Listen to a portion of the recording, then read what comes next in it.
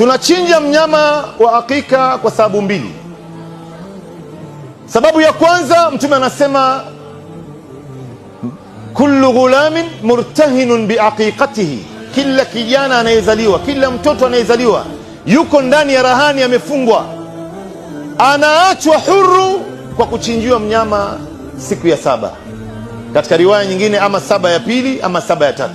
Baada ya 7 ya tatu ikipita hujamchinjia, bado hujapata uwezo, siku nyingine yoyote ambayo utakayepata uwezo utamchinjia.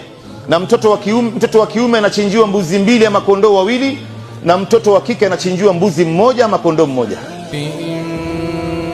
Kwa hivyo anaachwa bado amejikunja kunja, vitu vyake vimefungana, macho yake haijafunguka, bongo lake bado iko giza, mishipa yake, mifupa yake. Kwa hivyo anafunguliwa katika njia hii.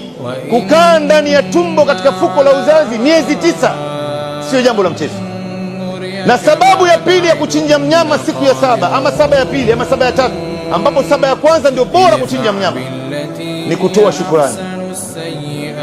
Mwenyezi Mungu Subhanahu wa Ta'ala amekuruzuku kiumbe kama wewe, tena saa nyingine anafanana na wewe, macho yake kama yako, pua yake kama yako, rangi yake kama yako, nywele zake kama yako, mikono yake. Wewe ukimwangalia wewe unajiona wewe.